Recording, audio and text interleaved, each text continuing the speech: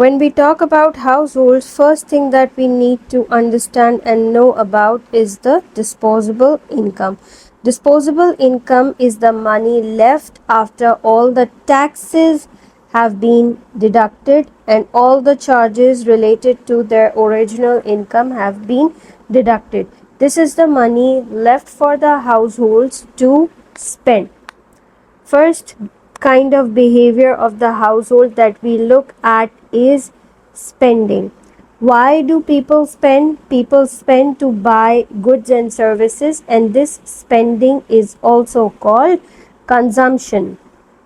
The money spent on consumption is called consumer expenditure.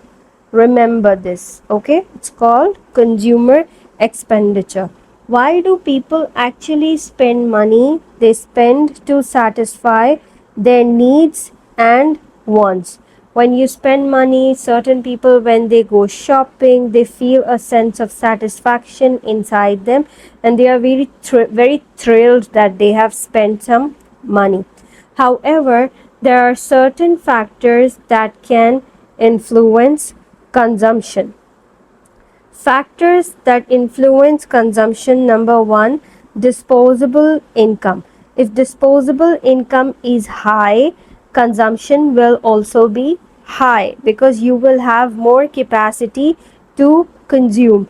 People who have less disposable income tend to spend less. Second thing is wealth. What is the difference between income and wealth? Wealth is basically a stock of assets, including money held in the bank accounts, shares, or in companies. Government bonds, cars, and property are also a form of wealth. So, in short, wealth means all the assets that you have. It does not mean your income, rather, it means the assets.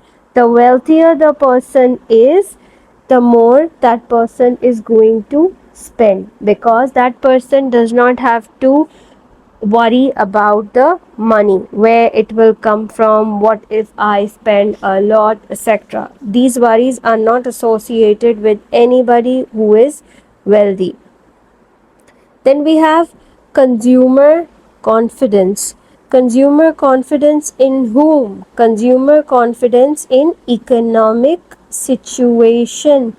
If the consumer is sure that the economy is booming and it will keep booming, they will not lose their jobs, or they will not have to suffer losses in their businesses.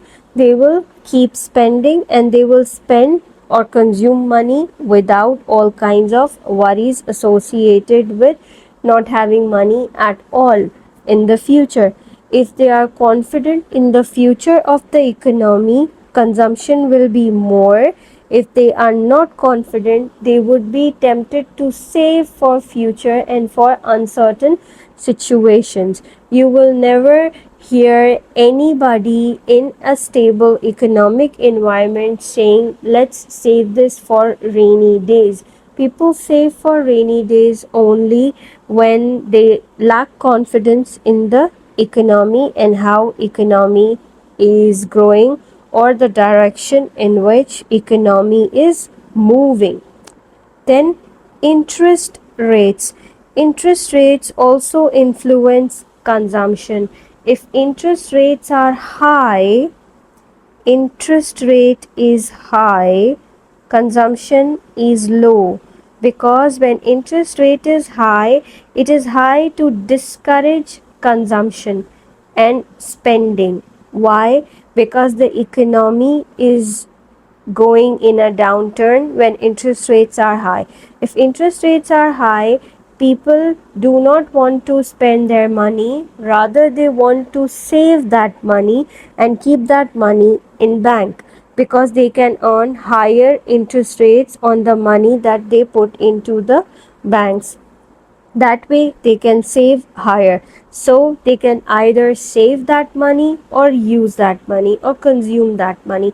If they are consuming the money, they are not saving it. If they are saving that money, they are not consuming it. So in this case, when people save, consumption comes down. Saving goes up, consumption comes down.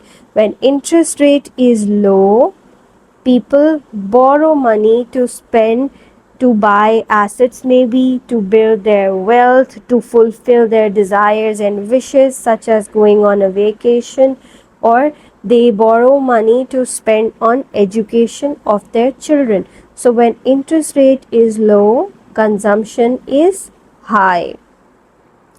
Advancement in technology. Advancement in technology may also encourage and increase expenditure. How?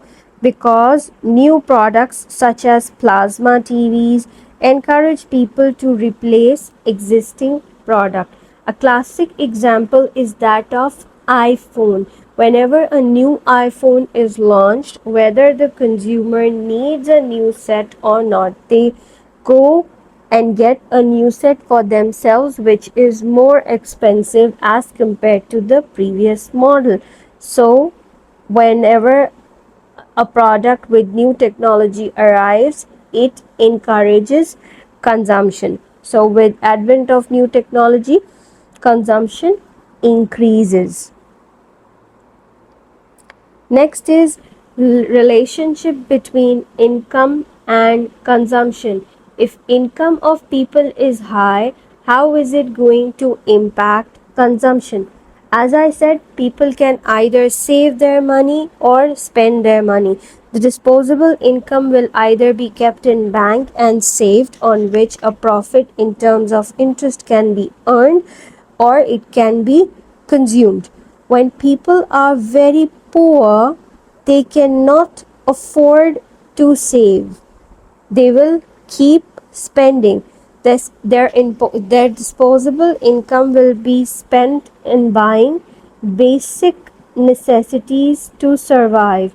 In fact, some may have to spend more of their income in order to be able to buy enough food and basic necessities. They are said to be this saving. What is this saving? Because they are either drawing on their past savings, or either they are borrowing from people to spend right now at present in on their necessities, and then return the money when they get their income in the next month. What is this saving? This saving is the action of spending more than one has earned in a given period of time.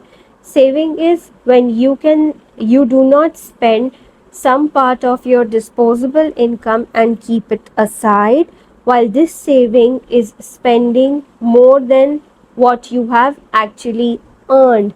Can this happen? Yes.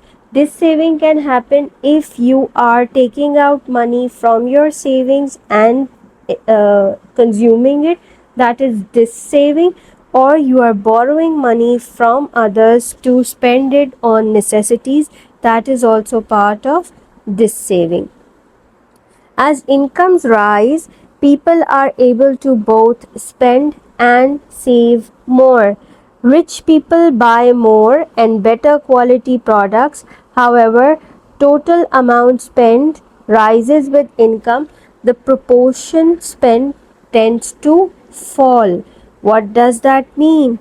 For example, if somebody is earning $10,000, somebody is earning $10,000 per month and they are spending $1,500, or say $6,500, $6,500 per month. How much they are saving? They are saving $3,500, right?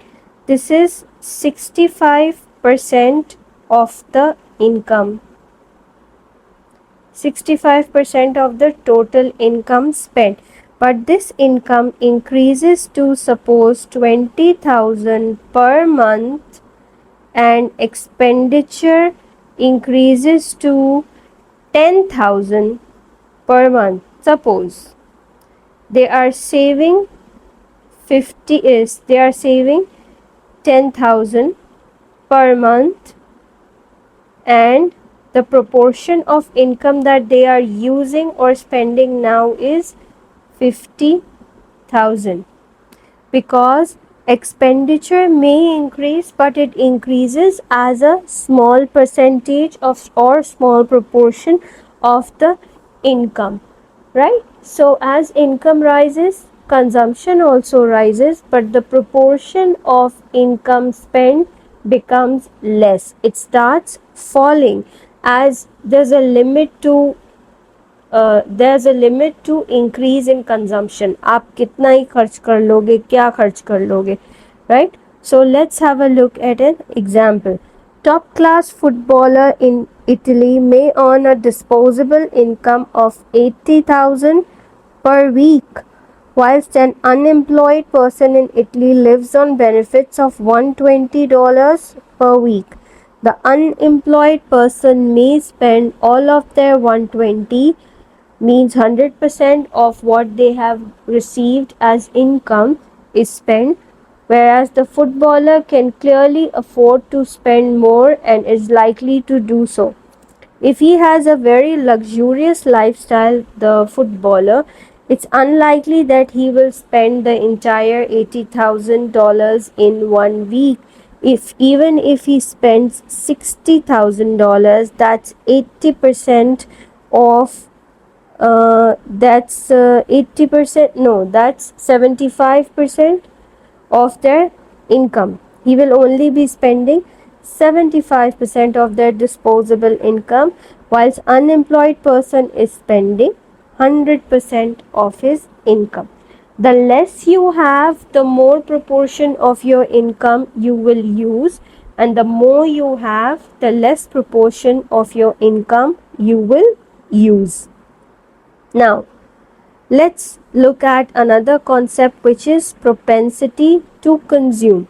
Propensity to consume means the proportion of total income or an increase in income that consumers tend to spend on goods and services rather than to save. What is average propensity to consume, and what is the formula for propensity to consume? Let's see what is the formula for propensity to consume. The propensity to consume formula is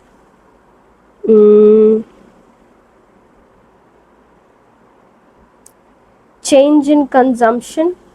As it says, proportion of total income or an increase in income that the consumers tend to spend, means change in consumption upon change in income. Y in economics is called change in income. That is propensity to consume. Average propensity to consume is average propensity to consume can be called as the ratio of aggregate consumption expenditure to aggregate income, means total consumption upon total income. We can do a question for average propensity to consume.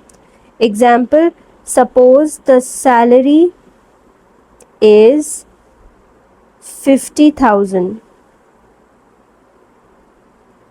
Expenditure or consumption here, let's call it Y. Salary or income is 50,000.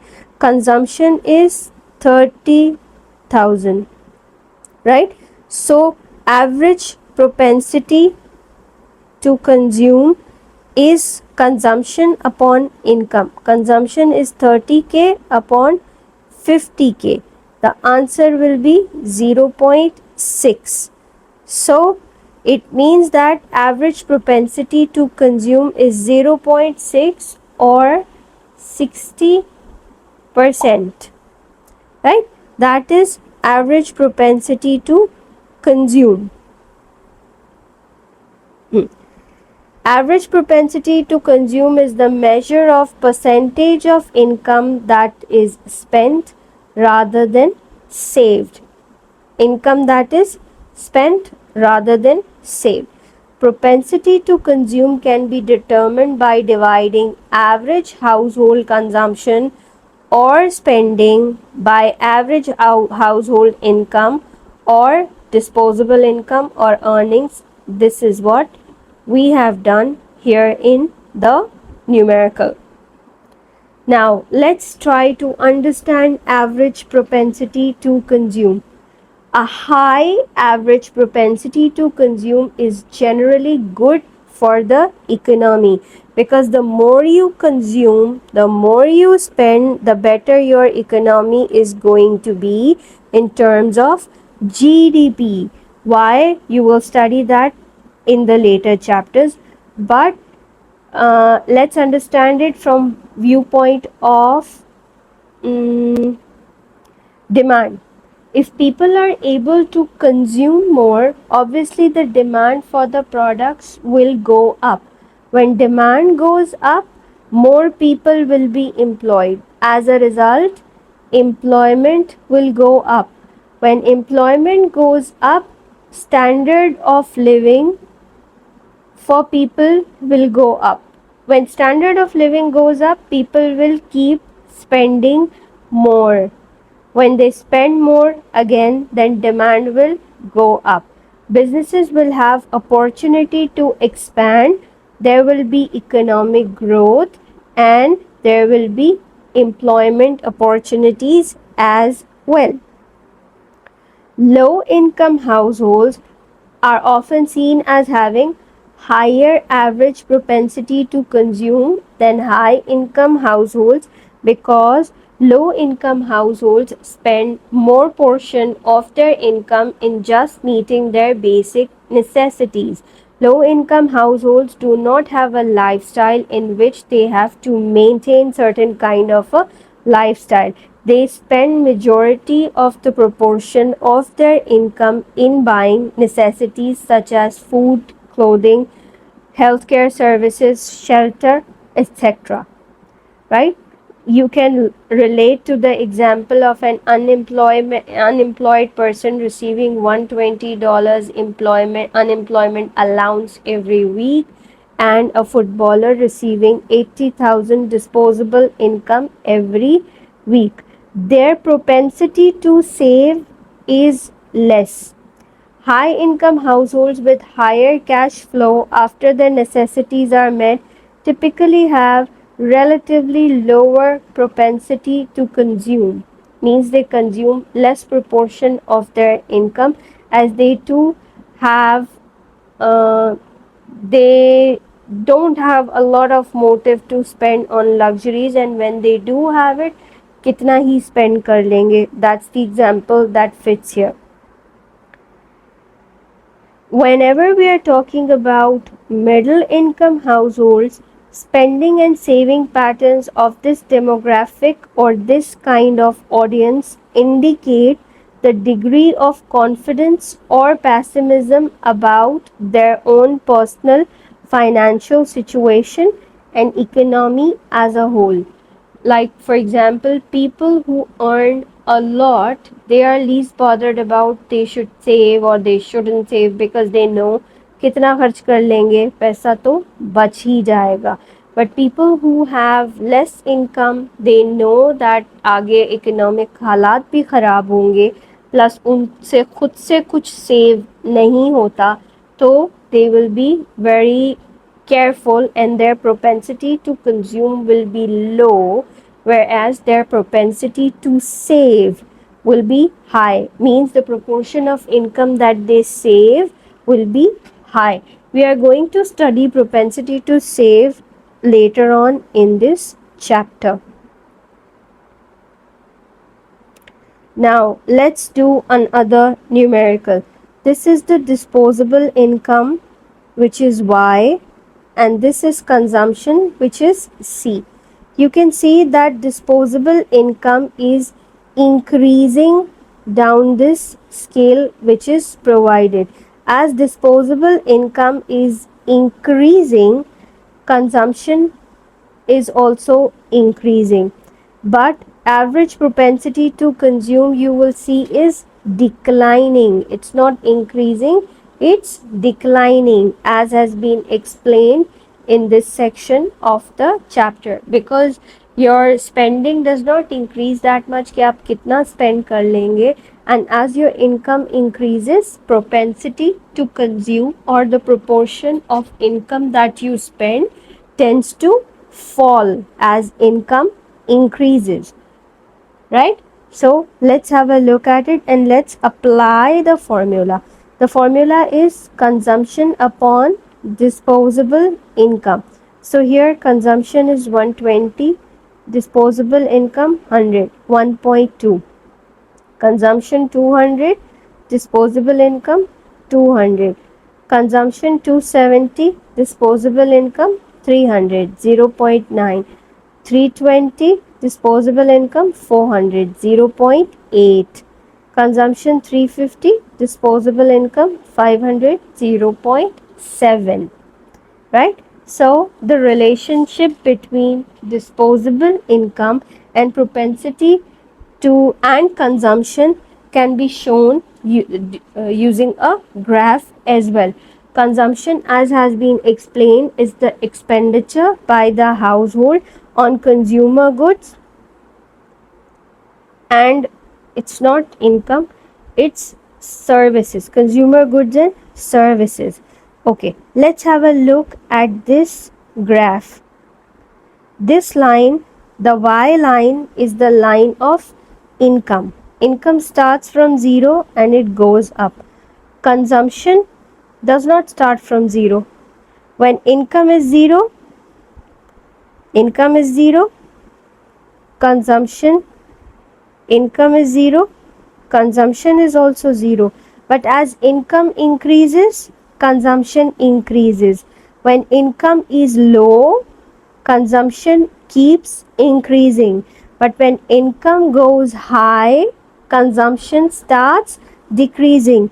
Here in this position, consumption is higher than income, as we can see that consumption line is higher than the income line. This highlights overspending or this saving. Where consumption is equal to income, where there is a no saving situation, all income is used up. After this point, when income increases, the rate of increase of consumption decreases. And then there comes a point after this point where there is no saving. After this point, income starts increasing, whereas consumption is showing a declining trend. So this area is the saving area, because income is greater than consumption in this graph. Okay, if we look at this table above, this point where consumption and income are meeting is where consumption is equal to income, right? After that, we can see that if we see where is the saving, here there is no saving, there is this saving minus 20. Here there is no saving, 0. Here there is a saving of 30. Here there is a saving of 80. And here there is a saving of 150. You can see here income is greater than consumption.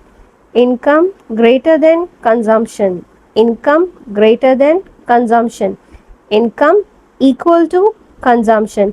Income less than consumption. When income is less than consumption, this is overspending. When income is equals to consumption, there is no saving. And when income goes above consumption, this is the saving situation. And whenever we draw some graphs and this is above, this is below. If this is the consumption graph and this is the income graph, obviously income is more than consumption. Here this is the consumption graph, this is the income graph. Consumption is more than income, right? So this is how you decide whether you are overspending, whether you are saving, or you are not saving at all. Let's move ahead. Saving and consumption are mutually exclusive, means they cannot occur at the same time. Income that has been consumed cannot be saved, and income that has not been consumed, that can be saved. What is saving? Saving is income not spent or delayed consumption until a later date. जब तक आप उसको consume नहीं कर लेते तब तक वो इनकम सेव हो गई है. How do people save money? They save money by either depositing them in their banks or they withdraw it at a later date with the interest, or नहीं, and they withdraw it at a later date with an interest. How do we save? अम्मी को दे दिए पैसे, पैसे साथ में हाथ में होंगे ही नहीं कि खर्च करें. This is how we desis save. What are the factors that affect saving? Right? What are the factors that affect saving? Before we move on to factors that affect saving, we need to have a look at patterns of expenditure. Different income groups have different patterns of expenditure.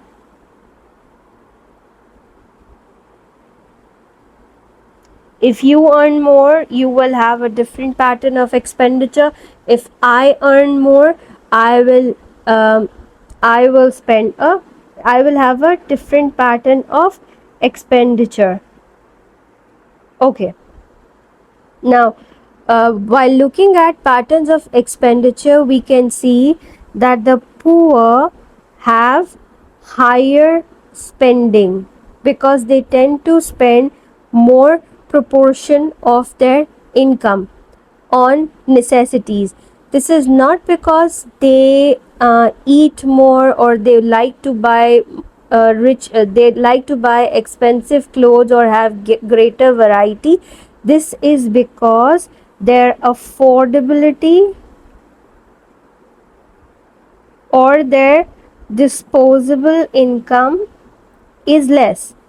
They have less money to spend, so they spend a higher proportion of their money. If they are earning $800 per month and they are spending the entire amount on basic necessities, they are spending 100% of their disposable income. Whereas if we talk about rich, they spend less proportion of their income. We can't say that they spend less, but they spend less proportion of their income. For example, the wedding of Anant Ambani has been very popular and has been in news for a very long time, ever since their pre-wedding festivities started. Ambani has spent 1,000 crores on this wedding, and this is only 0.1% of his net worth. 1,000 crores is a huge amount, but it's only 0.1% of its net worth. Let's say if we say it's some percentage of their monthly income, it would be 10% of their monthly income or 20-30% of their monthly income. Just 30%. This is a big amount. Just 30%, right? Poor, they spend more on necessities because this is all they need and this is all they can think of. When we talk about rich, they spend more on luxuries. They are least bothered about necessities because the necessities are available to them, like they are entitled to them. Why is there a difference in spending pattern? Yes, because of income, disposable income. Also, there is, um, we can say, in poor countries, the expenditure on basic necessities is high, while spending on luxury forms a greater share of disposable income and total expenditure in the rich countries. In poor countries, majority people are living below the poverty line. That is why in those countries they are going to definitely spend their money on necessities rather than on luxuries. A poor country has majority people who are poor with low disposable income, whereas in rich countries people have that kind of earning that they can afford luxuries, they can afford to go on holidays. For example, our relatives who live in USA or UK, they come to visit Pakistan every 1.5 year or every 1 year. Some people visit Pakistan in twice a year. Why? Because they have that kind of income, they live in a rich country, and they can spend on luxuries and vacations. Also, spending patterns vary within income groups in a country. For example, your taste, there are three kinds of households. We have low income household, we have middle income household, and we have high income households. These three kinds of households have different spending pattern because of difference in their tastes, different in their household composition, and different in the kind of people who live in those households. For example, a high income household is likely to have less children because these are educated people, both the parents are working and they have less time to give birth to children and look after them, so this household is likely to have less children. A low income household will likely have more children and will be spending a higher proportion of their income on recreational activities. If it's a middle income household, low income household is going to spend definitely only on necessities, irrespective of the kind of people that live in the house. Houses with some children, they will spend more on recreational activities and eating out. Also, households with different cultural values will spend more on their cultural activities, and the households with more number of old people will be spending more on health and medical care. The households with retired people tend to spend higher proportion than average on heating and a lower proportion on transport and entertainment because retired people are old people. Most of the time they have to stay at home, and they will be improving the conditions inside the household so that they can be comfortable there. So they in order to improve conditions inside the household, they will be taking care of the heating systems and situation inside the household, and more proportion of whatever they have or the disposable income that they get as pension or as old age allowance from the government or the retirement allowance from the government, they will be spending more of it in improving internal conditions of their house. Also, households with more teenagers, they will be spending money in a different way. For example, teenagers would be spending money on entertainment. Higher proportion of their money will be spent on clothing because teenagers have a large focus on how they look and in carrying themselves, showing themselves off. They have a certain taste in clothing. Teenagers want to achieve all that in their outlook. For example, आजकल a lot of people are inspired by the Korean guys band, and I don't know what's the name, BTS. Everybody wants to look like them, like we have wannabe teenagers in everywhere in the world. So teenagers spend a lot of money in trying to look cool, which they may not be, and trying to look cool using dad's money is very uncool, by the way. So this is all about consumption and consumption pattern. In the next video, I'll be talking about savings and saving patterns. And then we will move to borrowing before we end this